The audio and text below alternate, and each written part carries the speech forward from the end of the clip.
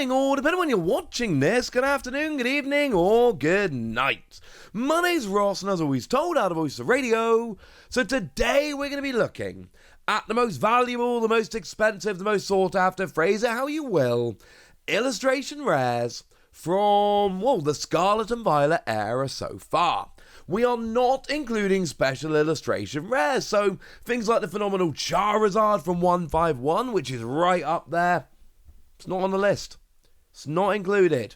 We ain't dealing with it. We are just looking at regular illustration rares, and while we're here, shout out to Paldea Revolved, that has 3 illustration rares, and according to TCG Player, the number 1 right now is Wugtrio at 41 cents. Yeah, none of these 3 came anywhere near. Never mind. Now, in at numbers 9 and 10, we've got a whole bunch. We've got 5 cards that are all grouped together at around about $20, including the 3 that technically didn't make it, the Wartortle, Pikachu, and Charmeleon from Pokemon Card 151, from Scarlet and Violet 151. All of these are coming in at around $20. Now, what I've done for the list is I've rounded them to the nearest $5, right? And it's not perfect, but it's an easy way to compare them. So, generally speaking, the Wartortle is actually number 13, the Pikachu is number 12, and the Charmeleon is number 11.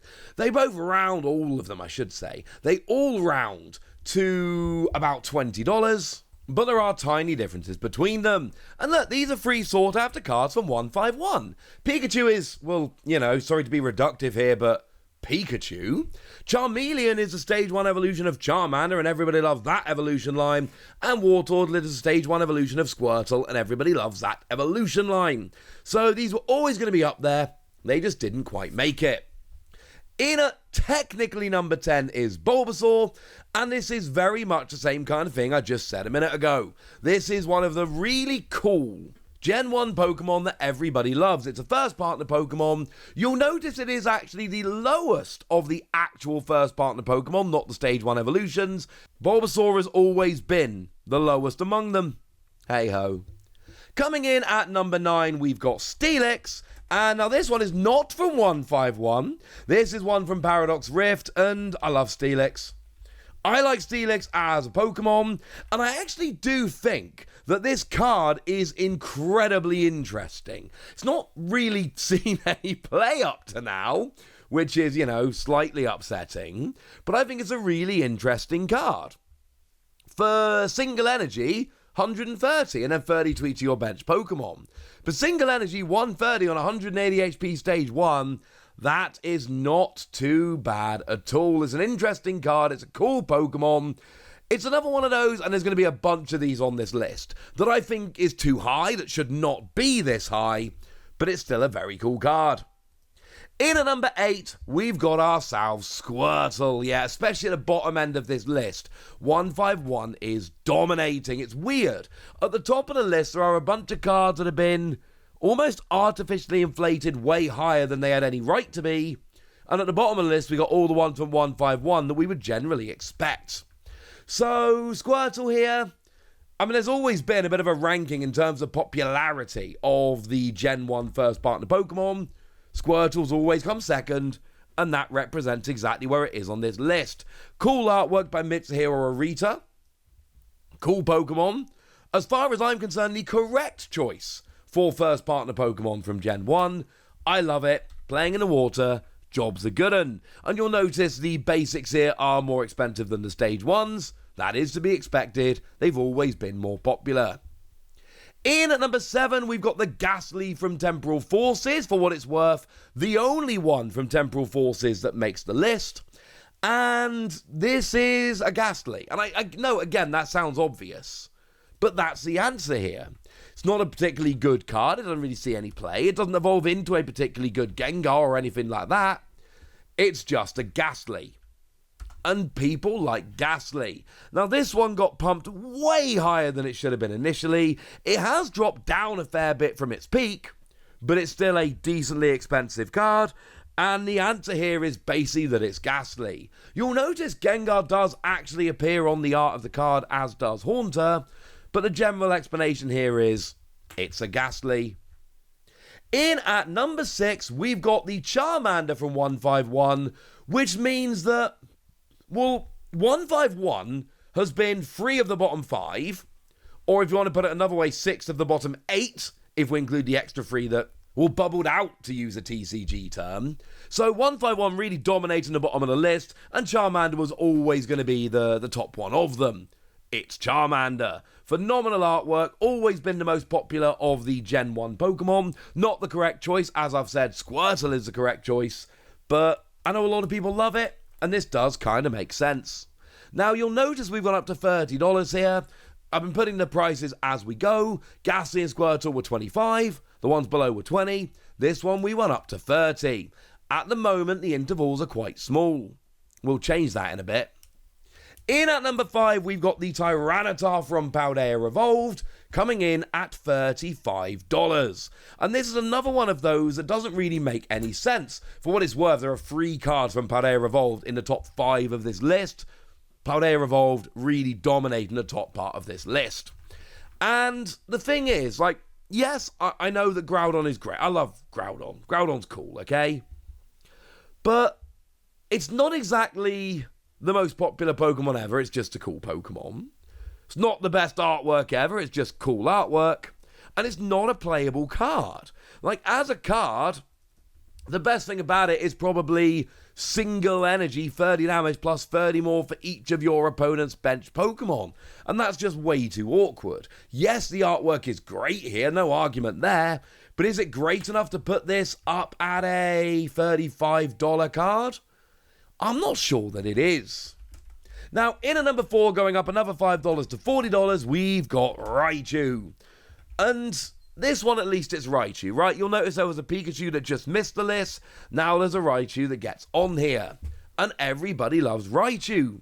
In terms of the card, no, it's not good. Free Energy 200 is fine, but it's way too awkward to actually get rolling, and 200 isn't a key number. You want to be hitting 220 for Pokemon Vs or 230 for EXs. It's just the fact that it's a Raichu. Paldea Evolved at times went a bit silly. This is more evidence of it. Now, in at number 3, we've got Groudon. This is from Paradox Rift. And the Groudon is another $5 up at $45. And I'm sorry, but a lot of these cards fit the exact same profile. A fairly popular Pokemon, in this case Groudon, a box legendary, with pretty awesome artwork, that is way higher than it has any right to be. And when I say way higher, I mean we can look over in Japan. Is Groudon one of the top illustration rares in Japan? Yes. Is it proportionally anywhere close to a $45 card? No, not even close. And that's one of the reasons why I say these cards are too high. Because we can look at what's happened over in Japan, and they are proportionally way higher than they should be. I love me some Groudon, don't get me wrong. And the artwork here is stunning. I'm not arguing against that either. These cards all just seem to have been pumped up a little bit higher than they should have been. Now, the biggest jump so far goes to Eevee, coming in at number 2 at $55. The only Twilight Masquerade card that gets onto our list here.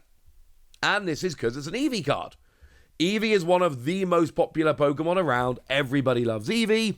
So you get a nice illustration rare, and this one gets jumped up. There is also an element here of recency bias. The more recent cards that hit lists like this tend to stay at the top a little bit longer. I would expect this to fall down a little bit over time. I wouldn't expect it to be a $55 card for that much longer. And it's a big pile of Eevee. A bunch of Eevee sitting around in a room just chilling. It's beautiful. It's not a playable card. It's not a great card. But it's an Eevee, and a bunch of people have jumped it up. But if you want jumping up cards, literally and figuratively, this Magikarp, which I've looked around everywhere, at about $120. Also, it's literally jumping up, which makes me happy. Also, I know you've all seen it by now, but the Groudon at the top is beautiful. Now, this has got artwork by Shinji Kanda, and my explanation for this one is the artwork. I think this artwork has really struck a chord with a player base and a collector base. Most of the collector base, to be honest. And this is, by a bit of a margin, the number 1 illustration rare in Japan, but it's still nothing like $120. So it is number 1 in Japan. It should be number 1 over here, but it shouldn't be anywhere this high. We tend to see, like most sets, we get one random illustration rare that people just go absolutely booting them up in terms of price, and then this happens. And the Magikarp now, it's technically, it is below the price of a booster box, the RRP. It is below the RRP of a booster box. But it's also above the price of what most people are paying nowadays for a booster box. So, yeah. It's a lot higher than we would generally expect it to be, but that doesn't mean it's not pretty gosh darn cool. If you pull this Magikarp from a booster box, you should feel pretty good about it. Right, there we go, ladies and gentlemen. There's your top 10 list. And now it's over to you guys. Tell me which of these cards you pulled. Tell me which of these cards you picked up. Tell me if you've gotten any good deals since they launched. Go nuts in the comment section, but be nice. And then make sure you like this video, subscribe to this channel, follow me on Twitter at @TheWasi. That's where we talk about Pokemon and a whole bunch of other card games.